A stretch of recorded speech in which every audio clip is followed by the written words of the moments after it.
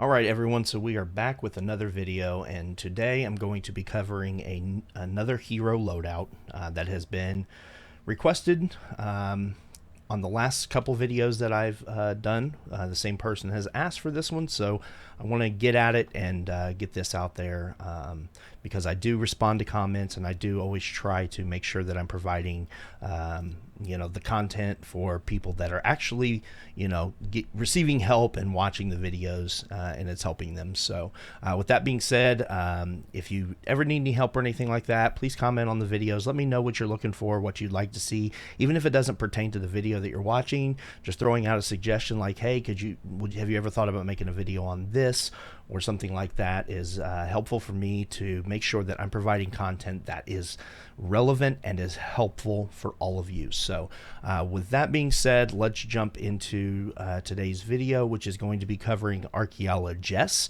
and what I feel is a good loadout to optimize her abilities and get you the most use out of her.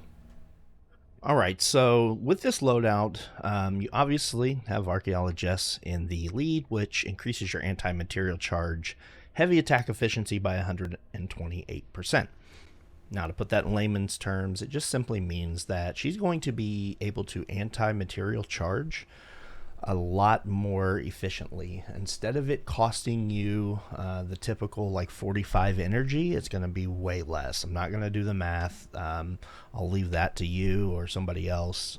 But yeah, it definitely decreases the amount of energy that you use, and therefore will allow you to anti-material charge a lot faster. So, or sorry, not faster, but more frequently. Now, when it comes to the team perk for this, there are two options. I tend to lean towards Blast from the Past for two reasons. One, you're going to be, if you are a higher level player and you are trying to get material in twine areas and things like that, you're going to be going up against enemies husk that are tougher. So you need to have a little extra health. So I would rather get rid of the energy and have, or I'm sorry, I keep saying energy, I mean shield. Get rid of the shield and increase my max health by 200%, in essence doubling my main health and getting that bonus than I would having the shield. So that's the first part. The second part is I'm going to be using Saurian Focus, which is Fossil Southie, and that's going to cause me to regenerate 4 energy per second non-stop because I have no shield. So since that shield's depleted, it'll keep regenerating. Now, the other option you can use with this would be Long Arm of the Law. There it is. And that increases your anti-material charge range by 1 tile. So instead of charging 1 tile forward and going that distance, you're going to go 2 tiles, which can be helpful and beneficial. But like I said, I would rather be able to have the extra health and charge more frequently because I'm gaining energy than I would to just go that extra 1. So that's just the way I play it, but I wanted to present you with another option if you feel like this is better and you want to play that, because once again, this is just my preference and my thoughts on it. So all right, and from there I use, not sure why it's still stuck on that, pick Blast from the Past.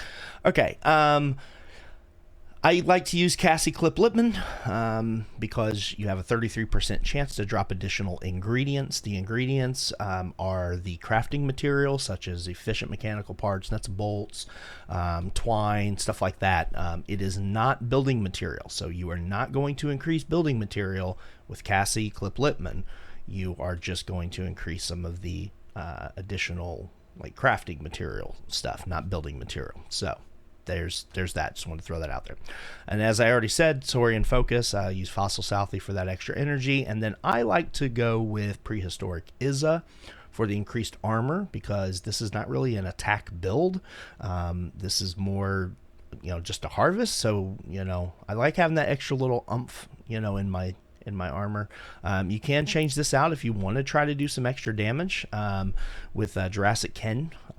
He's a good option for this in conjunction with another support member you'll see here in a second, but he will increase your ability damage by 20%. So you can drop that Teddy, you can use your Seismic Smash, and that's going to increase the ability damage.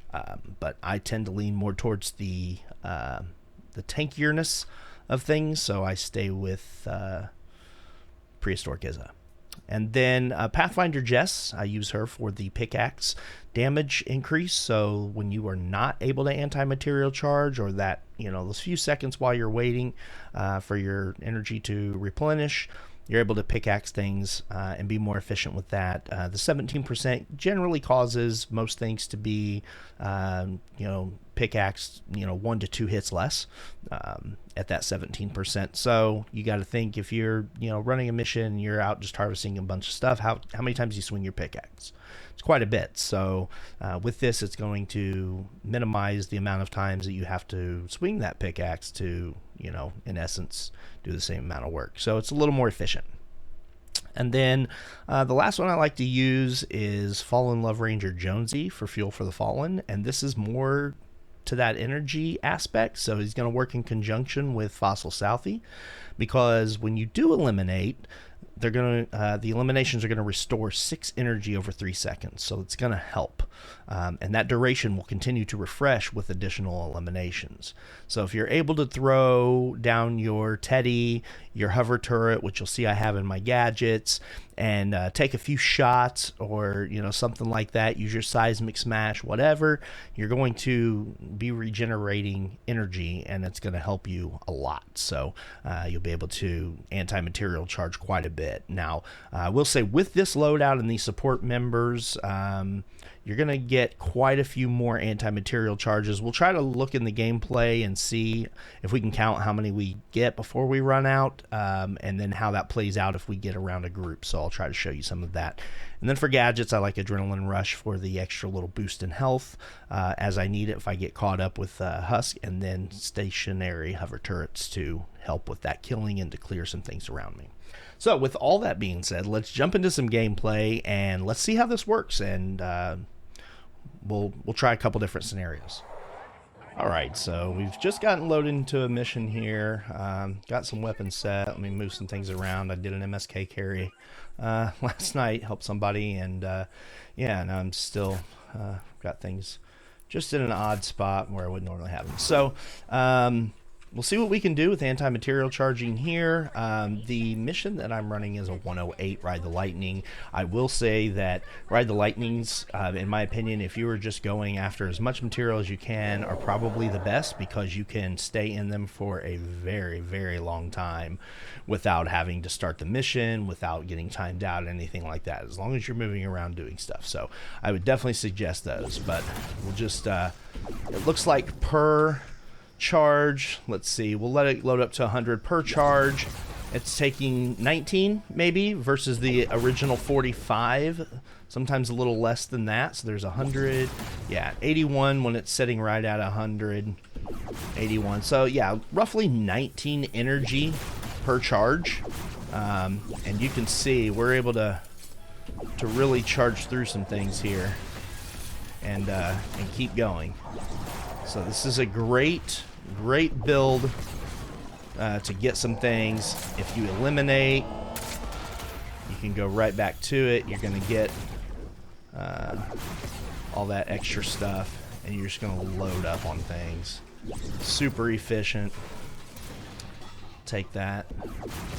So you're able to do a lot of anti-material charge. I love this build.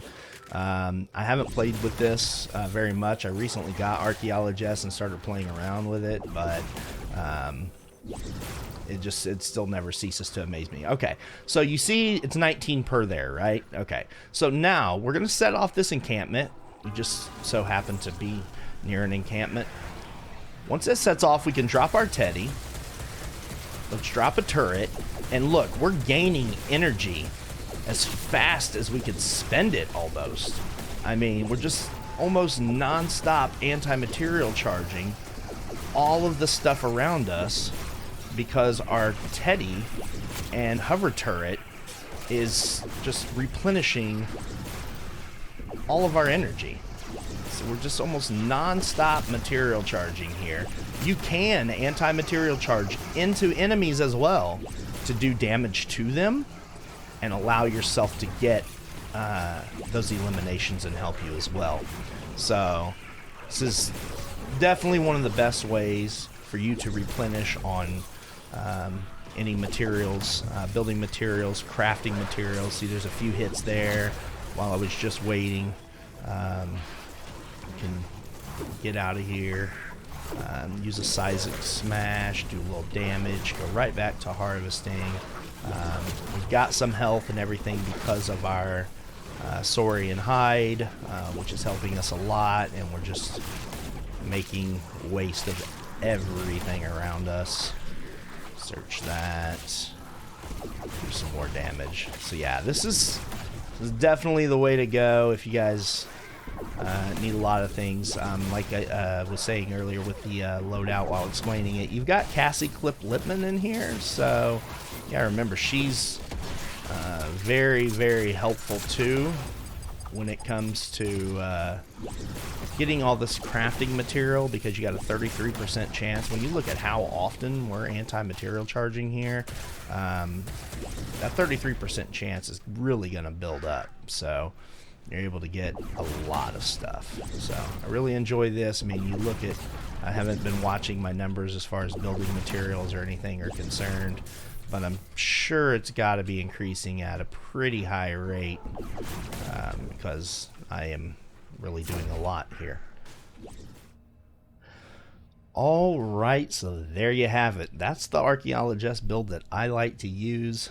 You can see how many times I was able to anti-material charge. You compare that with just your standard Outlander build, you're not going to get anywhere near that. She is definitely the best when it comes to anti-material charging, and the support members there just really accentuate her abilities and make it one of the best, if not the best, farming loadouts in the game. So I hope you guys enjoyed this video. Hopefully it was super helpful for you. As always, be sure to comment down below. Let me know if you've got some different variations, some different things you like to use.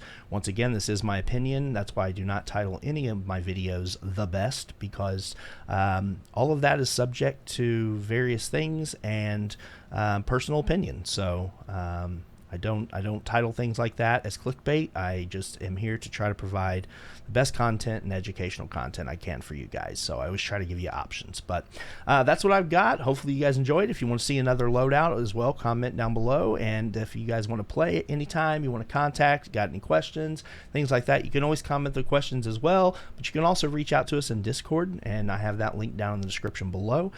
Join our Discord. We've got a great group of over 600 people that's continually growing every day. And we just got a good environment there. So I hope you guys enjoyed this video, and I will catch you in the next one.